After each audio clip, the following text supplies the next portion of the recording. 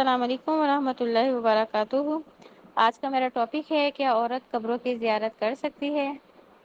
آہ و بکا نہ کرنے والی عورت قبروں کی زیارت کر سکتی ہے۔ بخاری کی حدیث ہے، حضرت انس رضی اللہ تعالیٰ عنہ فرماتے ہیں، آپ صلی اللہ علیہ وآلہ وسلم نے ایک عورت کو قبر پہ روتے ہوئے دیکھا تو فرمایا، اللہ سے ڈر اور صبر کر۔ یہ بخاری کی حدیث ہے۔ اس حدیث سے پتہ چلتا ہے کہ اگر کوئی عورت نہیں زیادہ روتی اور وہ قبرستان جا کے شور نہیں کرتی تو ایسی عورت قبرستان میں جا کے قبروں کی زیارت کر سکتی ہے۔ باکثرت قبرستان جانے والی عورتوں پر آپ صلی اللہ علیہ وسلم نے لعنت فرمائی۔ ترمذی اور ابن ماجہ کی حدیث ہے۔ حضرت ابو ہریرہ رضی اللہ تعالیٰ عنہ سے روایت ہے کہ آپ صلی اللہ علیہ وآلہ وسلم نے باکثرت قبرستان جانے والی عورتوں پہ لعنت فرمائی ہے۔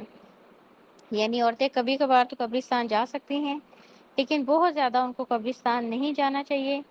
دنیا سے بے رغبتی حاصل کرنے اور آخرت کی یاد تازہ کرنے کی نیت سے قبروں کی زیارت کرنا جائز ہے۔ احمد اور حاکم کی حدیث ہے، حضرت ابو سعید خدری رضی اللہ تعالیٰ عنہ کہتے ہیں، آپ صلی اللہ علیہ وآلہ وسلم نے فرمایا، پہلے میں تمہیں زیارت قبور سے منع کرتا تھا، لیکن اب زیارت قبور کر سکتے ہو کہ اس میں سامان عبرت ہے۔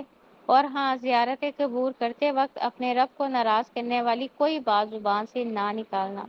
یعنی انسان جب قبروں کی زیارت کرتا ہے تو اسے اپنی آخرت یاد آتی ہے، اور وہ اپنے آپ کو بھی اس چیز کا احساس دلاتا ہے کہ ایک دن میں نے بھی اس جگہ پہ آنا ہے۔ تو اس طرح انسان میں نیکی کا کام کرنے کا جو جذبہ ہے وہ پیدا ہوتا ہے۔ ان تمام احادیث کی روشنی میں یہ معلوم ہوتا ہے کہ عورتیں کبھی کبھار قبرستان جا سکتی ہیں۔ عورتیں کس کس وجہ سے قبرستان جا سکتی ہیں؟ نمبر 1، عورتیں عبرت کے لیے جا سکتی ہیں، کیونکہ وہاں جا کے اپنا انجام یاد آتا ہے اور آخرت کی تیاری کی فکر پیدا ہوتی ہے۔ نمبر 2، عورتیں وہاں جا کر نہ روئیں، نہ اللہ سے گلہ شکوہ کریں بلکہ صبر کریں۔ نمبر 3، عورتیں اپنے محرم کے ساتھ قبرستان جائیں، پردے کا خاص اہتمام کریں اور وہ کسی کے لیے فتنے کا باعث نہ بنے۔ نمبر 4، عورتیں کثرت سے قبرستان نہ جائیں، کبھی کبھار وہ جا سکتی ہیں۔